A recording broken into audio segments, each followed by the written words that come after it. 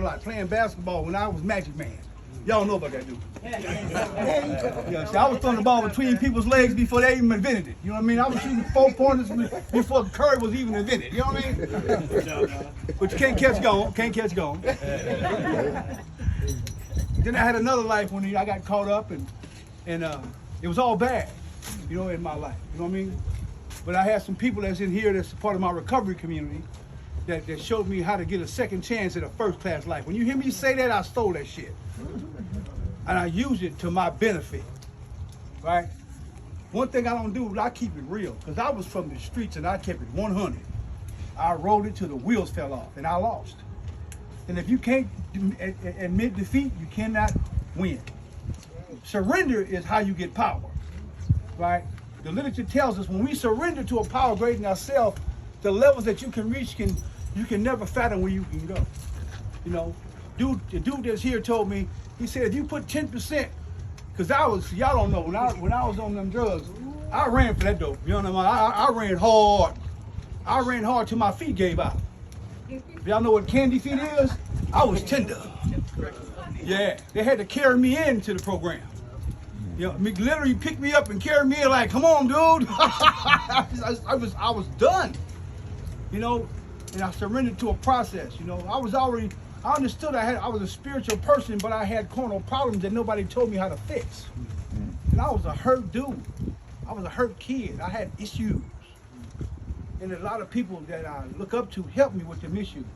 And they help me help other people. That's why you see I'm so passionate about what I do. And I ain't scared of nobody when I'm doing it. Because they're the most important person.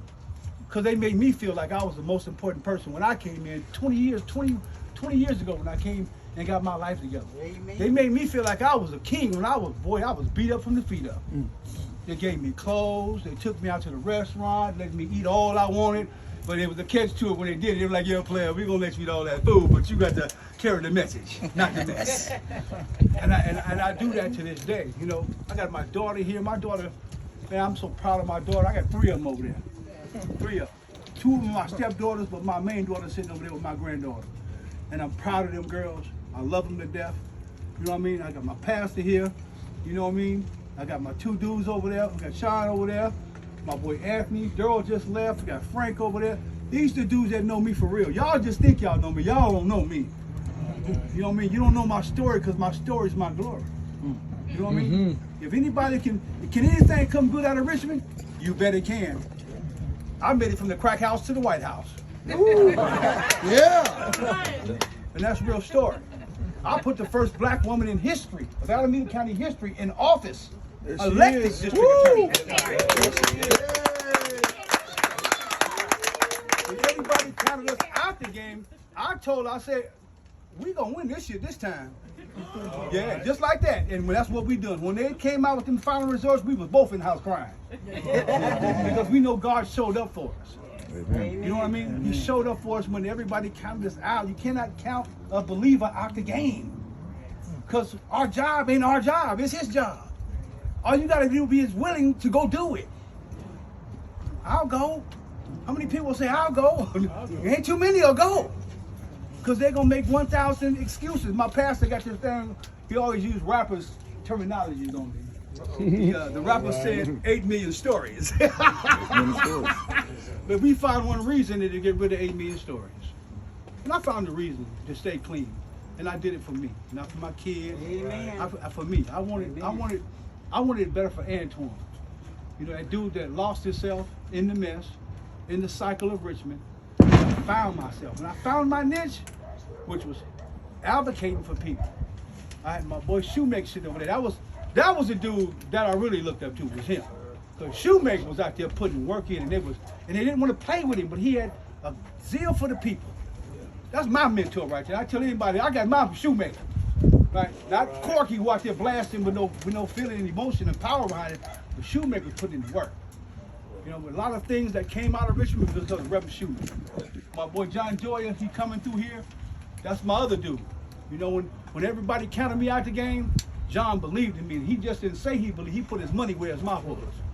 And he gave me $250,000 to do some work in the community of Richmond. Yeah, right. And I'm the founder of Men and Women of Purpose. Yeah. Right? Because they didn't want to give me the money. I went in there and took that money. Yeah, I sure did. I told John, don't sneeze, don't cough, break mine off. Give me. Right? And we got, I got my other friend over here, historian, Arif. Now I've been knowing this family all my life. It'd be, it'd be like a bubble and shit when you meet people and shit, right? I know the whole family. And he got to talking and shit. His nephew pulled up. I'm like, what? That's your nephew? He's like, yeah, man. I said, Mark, yeah. His nephew was my son, my daughter's dispatcher, whatever, bus driver partner. And when they worked in Vallejo, and they had a tire shop. I got stories about everybody here. But the most prideful work that I've ever done is standing here today. I got to say it. My boy Kwanzaa sitting over there. I'm about to tear. This dude here, they counted him out the game, and his sister is my best friend, right? Candy, that's my girl, right? When she was at Richmondville, she allowed me to go to Richmondville with that youth program and minister and mentor those kids in there. But sometimes things that come full circle. It comes full circle back to you. Then what you gonna do to help your family? Who you gonna call on when it's your turn? And she called me. She said, "Mark, brother, what?" I said, "What? Own it." I was on it like this, right? And went to corporate Kwanzaa, got him back where he needed to be at. Now he got a job working for the post office. Yeah, I'm gonna say it again. Y'all didn't hear that. He got a job working for the post office. Yeah. And it's like when you do this work. I had another friend call me. She had called 27 programs to get a domestic violence person in a housing. Couldn't get him into no housing. She called 27 programs to get this person a bed and couldn't get him a bed. Mm-hmm.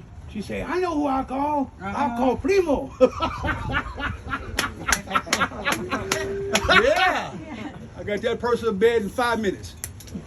Because I have those relationships with people. It's based on relationships. It ain't about who programs out there. It's who you have a relationship to help somebody in a condition that puts them in a better position. And it's God that does that. Then I also had this woman talking about a TED Talk, who's my woman. Yeah, and she a lawyer, so if you let a lawyer talk, they're going to be at the podium for hours in debate. I see my boy Luther, he just snuck over here with them steaks, so we got to cook them steaks again in that bag. But, come here, Pam. Come on here. You can't go that way. No, you got to come around here. I got to hold you. No, come on around here. Come on, quick. So behind every good man, there's a great woman. Amen. Amen. Oh yeah. That's the truth. Behind every good man, I see a good man. I'm a good man. But I got a great woman. And I wouldn't be really where I'm at if it wasn't for God putting Pam in my life at a point in time when we both needed each other. Do y'all get that? When we both needed each other. Right? Right. When I met Pam did the Earl Campbell on me. No, ain't no TED Talk. This is the truth. This is my birthday. No, they can eat. Hold on, wait a minute. I cooked all this food. They were there in 2 days. Mom, give me one more moment. All right. So she hit me with this Earl Campbell when I tried to talk to her. If y'all don't know who Earl Campbell is, he was a good football player, but he had this thing called a straight arm, stiff arm. And she stiffed on me.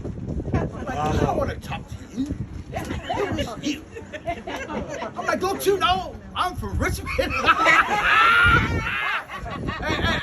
my player came back in there. I'm like, don't you know who I am? Mercy. And she hit me with about 3 times before I got her, though. But I got her.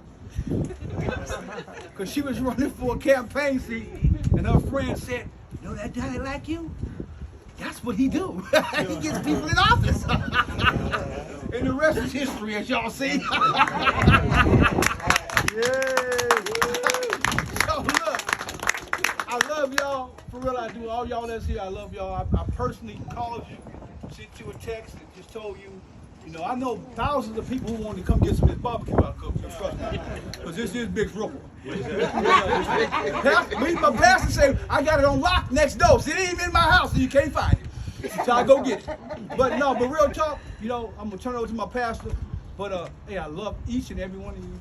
Y'all played. I've helped you. If I helped you, you've helped me. That's why you're here. It's not about your position and your title.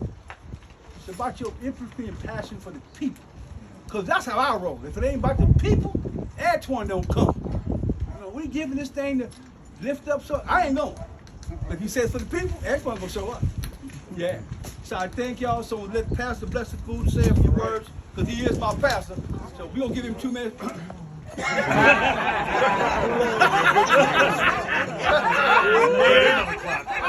Podium, 2 minutes.